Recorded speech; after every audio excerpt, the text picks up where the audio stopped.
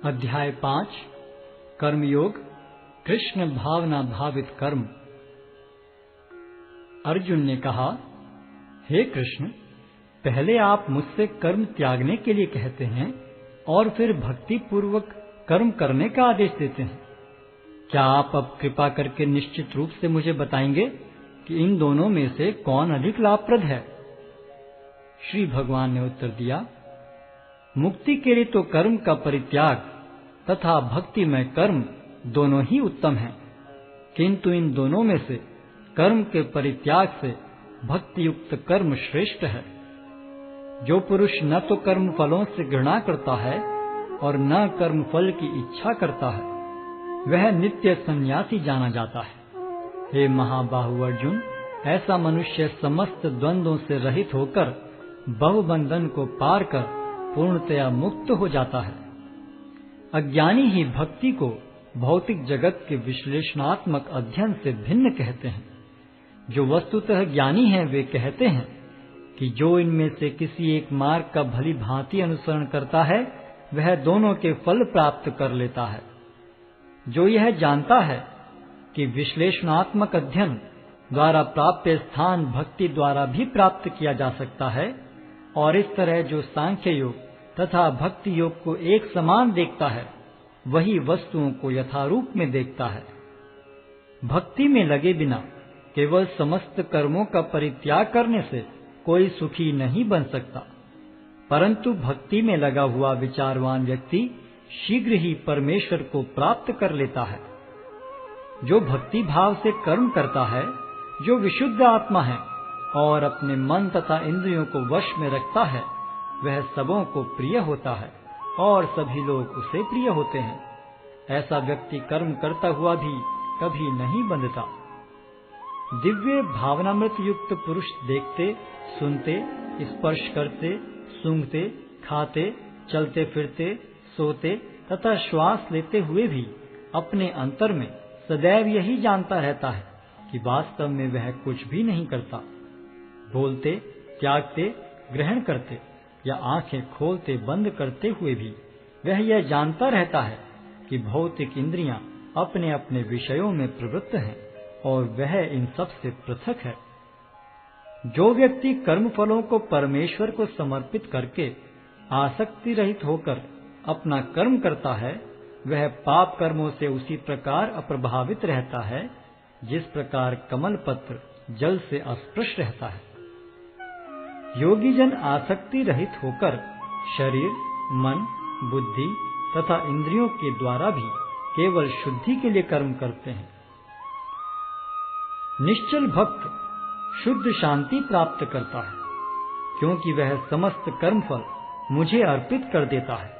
किंतु जो व्यक्ति भगवान से युक्त नहीं है और जो अपने श्रम का फल कामी है, वह बंध जाता है।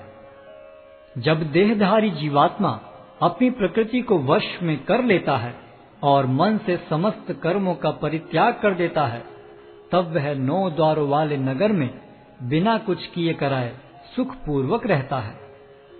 शरीर रूपी नगर का स्वामी देहधारी जीवात्मा न तो कर्म का सृजन करता है, न लोगों को कर्म करने के लिए प्रेरित करता है, न ही कर्म फल की रचना करता है। यह सब तो प्रकृति के गुणों द्वारा ही किया जाता है।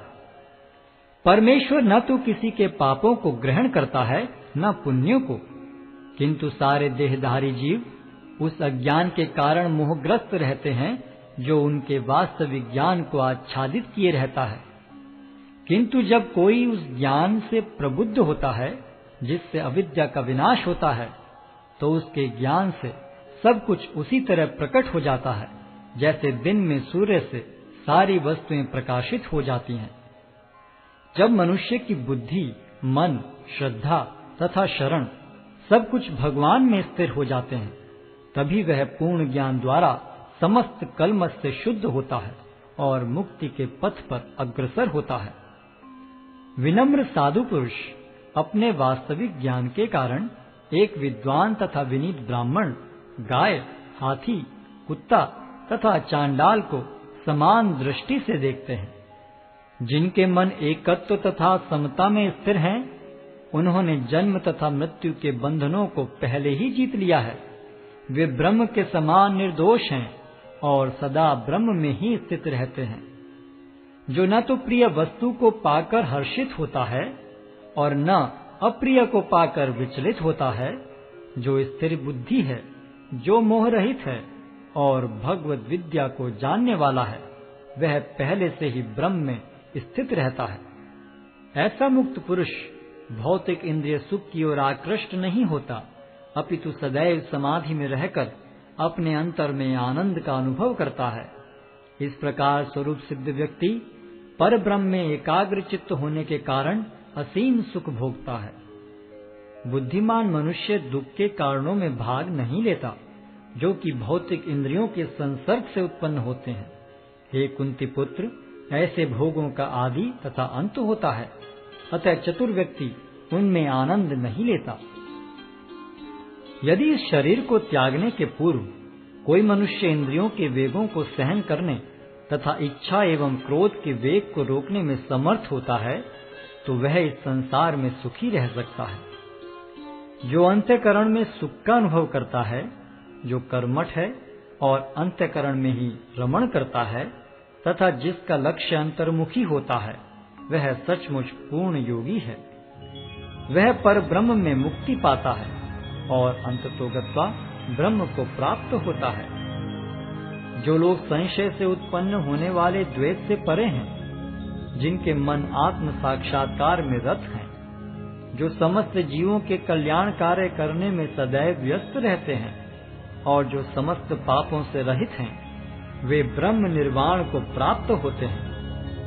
जो क्रोध तथा समस्त भौतिक इच्छाओं से रहित हैं, जो स्वरूप सिद्ध आत्म संयमी हैं और संसिद्धि के लिए निरंतर प्रयास करते हैं, उनकी मुक्ति निकट भविष्य में सुनिश्चित है। समस्त इंद्रिय विषयों को बाहर करके, दृष्टि को भौहों के मध्य में केंद्रित करके, प्राण तथा पान वायु को नथुनों के भीतर रोककर और इस तरह मन, इंद्रियों तथा बुद्धि को वश में करके जो मोक्ष को लक्ष्य बनाता है, वह योगी इच्छा, भय तथा क्रोध से रहित हो जाता है। जो निरंतर इस अवस्था में रहता है, वह अवश्य ही मुक्त है।